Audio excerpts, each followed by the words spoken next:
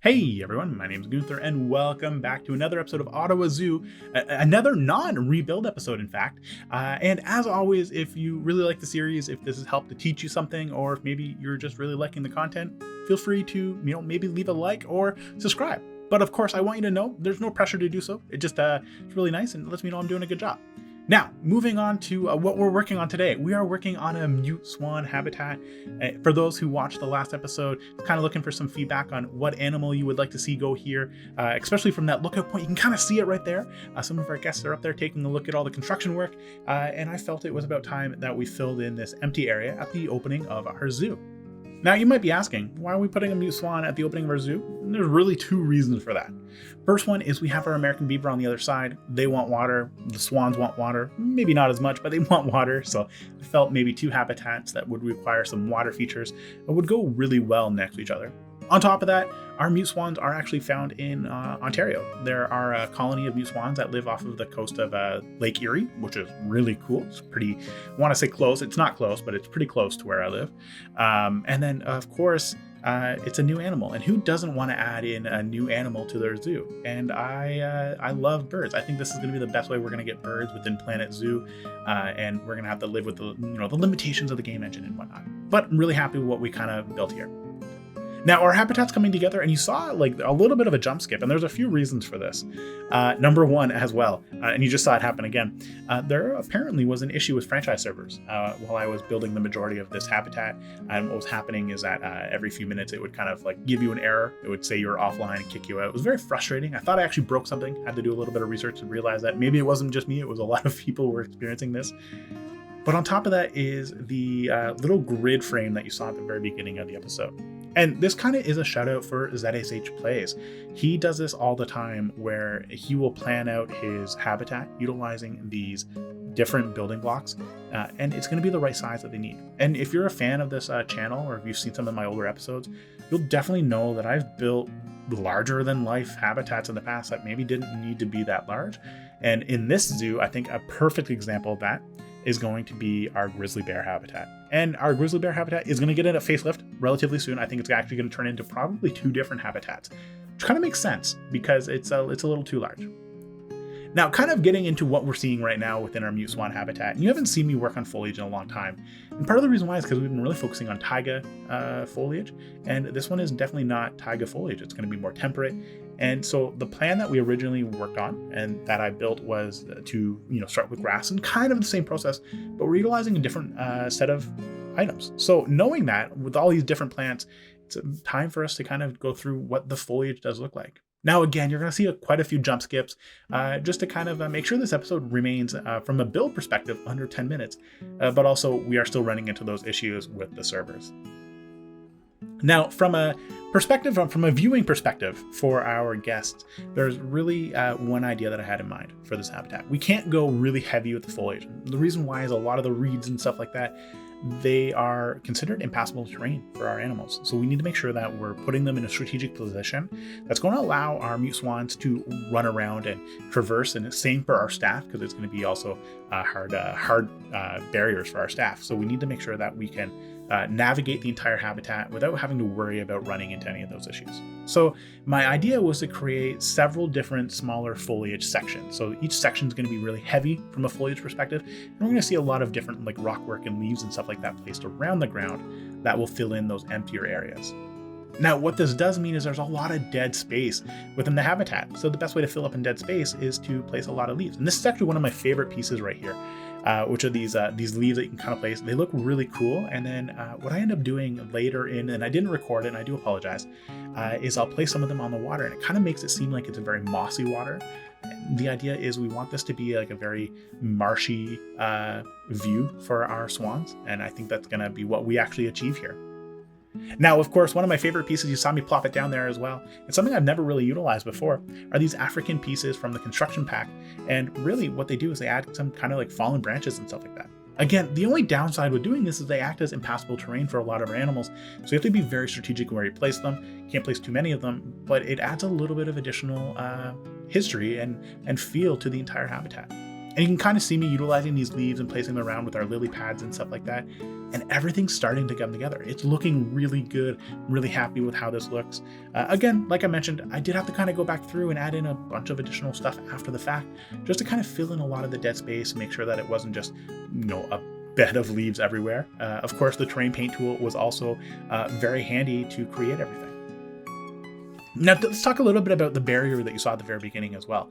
So when I think of swans, I think of these like really cool stone pools and stuff like that they hang out in. And I felt that creating a barrier would be my kind of way of paying homage to what I would view as a traditional habitat in a zoo for swans. So knowing that really easily, just 3 pieces, utilizing some stone pieces and then like the railing from our regular fence pack, the fences and stuff like that. And we created a really cool looking guest barrier. It's we're used to working with wood on this channel so much. So getting outside of that wood motif and going with a more stony look is definitely opening my eyes to other ways that we can create really cool barriers for our guests. And I think as Ottawa Zoo expands and as we, kind of start looking at what's going to be next for the channel and stuff like that, we maybe want to stretch our skills and go into something a little different. Now, thinking about the rest of the habitats, we saw the exterior of it. Now it's time to work on the interior, and I'm really excited to show you guys the tour at the very end, because there's going to be some really cool features that I've kind of unlocked. So I was kind of joking in our Discord, a new skill unlocked when it comes to building and creating a more lifelike backstage area. I'm really excited to guys to show you what that looks like. But I have a recommendation for you guys. I created this irregular shape, and part of the reason why is because we've built so many square things. We have so many square buildings from a habitat perspective. I felt that it was time maybe to build something that was going to be a little bit more unique. So I want this like irregular circular nesting area, hard shelter for our swans, and everything's starting to come together. But there is a downside to working with a building like this, which is you're going to get a lot of these curved walls, and no curved wall actually works really well. So in hindsight, maybe we shouldn't have gone with this. I think this actually would work better from a backstage staffing area or even a viewing room for our guests. But from a shelter area, not a smart idea. So more feedback for myself in the future. It's cool to try new things, but make sure they actually fit with the entire theme of the build. And you're kind of seeing it happen right here. So we're putting together our nesting boxes for our swans, and you're getting all these little areas where they're not going to be really able to go into. So it cuts down on your total traversable area, and you don't really have a whole lot you can kind of put in there. And this area does look a little bare. So in order to kind of fill it in a little bit, I take the moss piece, once I colored a little bit to give it a more grubby, grimy look, place them all over the place. And this is the backstage shelter for our swans. So we expect it to be a little bit more lived in and grimy. Now, speaking of that irregular shape, we're running into the roof issue. And this is the other downside of creating a regular building, is you have to create a custom roof for it. So in this case, use a lot of the plastic pieces.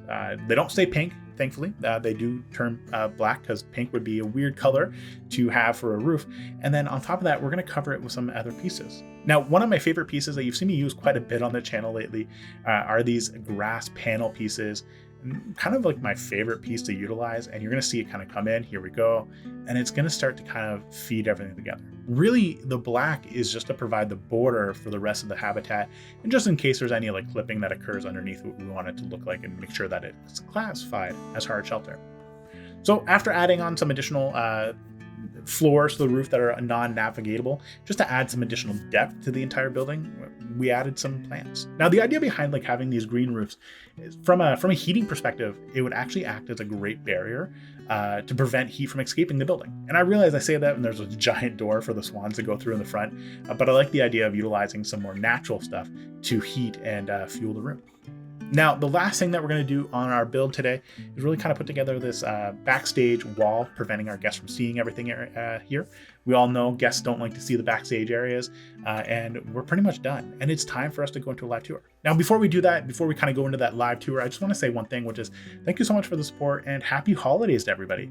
I'm hoping to get this episode out before Christmas, before December 25th, and I'm really looking forward to seeing what you guys think of this. All right, everybody, it is time for that live tour of our new habitat, and I love the way our entrance is kind of shaping up. It looked really bad because we had this big old open area on the right-hand side, but with the Mute Swan Habitat, it's starting to fill up, and I'm really liking how everything's kind of turning out. Now there's quite a few details for us to take a look at. Right off the bat, the fact that we have lights everywhere, we have neglected, or I have neglected lights everywhere. So now that we're adding them in, it's definitely adding a little bit more of a realism aspect to the entire build. But we have our education sign for the Mute Swan, our feathered scholars, some additional facts and features about them, and then of course our little education board. And then we have this area. So this is kind of like a little side area we can kind of hang out and look into our habitat. And I love the way this entire habitat looks. And you can kind of even see one of our mute swans just swimming around. I love how this turned out. This looks probably one of my best habitats to date. But we're not here just to look at the habitat. We saw that all that happened. It's all the small stuff that kind of makes everything work together. So off the bat, you can kind of see I added a little bit of a runner here, and I also added in some moss to cover the grass where our path didn't kind of quite reach correctly. We actually did a lot of moss work, which is probably going to kill my piece count in general, but the moss really kind of adds a little bit of realism to the whole path system. So part of the issue with path is they just look straight. You kind of see it right here. This is a perfect example of this. It just ends, and most paths wouldn't just end. You can do curves, but I'm not a huge fan of the curves personally. So I like the way this looks. It kind of looks a little bit more natural, and I can appreciate that. Now we have some additional education signs. Again, huge shout out to Lion and his education pack. You can kind of see started coloring them a little bit differently, but I feel like this would be like more introducing you to the swans in our habitat, maybe some of the foliage and stuff like that. And here's another gorgeous shot of our swans. Oh my goodness. Definitely coming together overall, like just again, I can't get over how this looks. We have like a little enrichment item here, so hopefully our staff can get to that. I'm pretty sure they can. And we have some additional food bowls and everything like that. Now we have some additional education signs. Love the way these work. A lot more moss work, a lot of education signs. As you can see, education is important to our zoo. So I'm finally focusing a lot more on education. Our guests are much happier because of that. And that's always important. We have our second or last viewing section, and our swans tend to hang out on this side from what I've seen, very much so, just like to swim around over here. And that's cool, that's okay. We also have this like a nice little open area with another enrichment item, and so this will hopefully draw them over here to play with them, so our guests can kind of hang out and see our swans in all their majesty. And now, I just want to say, I love the way these foliage points kind of look. So it's really heavy from a foliage perspective, lots of different colors, lots of different pieces utilized, but all together, it adds that full look to the habitat build without necessarily being too heavy from a foliage perspective. Thank the Lord, our swans can walk on these leaves, because if they couldn't do that, I don't know what we would have done. Now we have our staff section, and this is really kind of what I really wanted to show, and I'm really proud of how we've put together our staff only area. So we've utilized the wallpaper pieces from the newest update, and they definitely look really cool. I like the colors. Maybe we can change them. If you have a better idea for better colors here, let me know. I'm always open to suggestions and feedback. But as we kind of phase through, you'll see some empty sections, and this is empty for a reason, because we do have space for a habitat over here, and it would make sense that it would link to this area. So this would be kind of like the main building for 3 habitats. This leads down to our timber wolf habitat. So before, we never really had a roof on it, so I've added in a roof. Ignore the jankiness associated with all the concrete. It looks kind of weird, but we're not here to look at that. We're here to look at this area. Now, I added a bunch of windows and stuff like that. They're not realistic, only because when you phase through, it goes into just the wall and stuff like that, but that's okay. It makes it look a little bit nicer, and they also act as lights, which I can appreciate. We definitely need some more lighting back here. Now, as you enter in, we have a fairly jam-packed building. So we have our sinks, and if you look inside, you can see like a little rubber ducky that's getting cleaned, one of the toys from our Timberwolf habitat getting kind of cleaned up and stuff like that. We have some food, some boxes, maybe we pulled our apples and pineapples out of here, and we're setting up a new feeding station for our swans, so we're getting prepared for that. We have some of our little deer enrichment items for our timber wolves kind of hanging around here, so ready to go once our timber wolf maybe destroy the next one that they have there. Another one of these little mirrors for our swans. You can kind of see like a little whiteboard for our staff and stuff like that. And then when you go back here, this is where we've moved our power and water facilities. You can see we just kind of utilize this as a lot of storage. We have balls everywhere, some additional zebras and deer, some climbing apparatuses, some food enrichment items, and then just storage. I also like how I've added in a bunch of like the damaged decals or decals on the floor. This adds a little bit more realism to the build. And I also like what we did with the roof. So I love the idea of having a dropped roof. Or an exposed roof ceiling. I love the way these look, and if you look up, you see like a lot of conduits running, some additional HVAC systems and lights and stuff like that. We have like the little support structures, everything kind of hanging onto, and it just adds that extra realism, and I can appreciate that. So one of my favorite features as well was just building this. It was a lot of fun and relatively easy. I think it's going to be my new way of building like these exposed ceilings. So these are like just like the cable pieces from the lighting pack, and then we have our conservation pipes, all that. So it kind of works out. Now we have some more. So we have like a little slow feeder right here, some additional items ready to go. I wish I could turn them off because I don't want them to turn on. Would love to have put like maybe like a water sprinkler here, but then we just have water spraying everywhere. Not a smart idea. And then we kind of have over here, we have our foliage table, which is really set to clean everything in here because our swans can be a little dirty, and you can kind of see how that grime kind of builds up over time. I love the way the moss decals work out. And then we kind of get out into the habitat proper. So we'll do a little bit of a tour of the habitat. We have our foliage. So like, again, this is kind of like where they can all walk. I've added in some ivy just to hide some of the dirt and stuff like that because it'll look a little rough.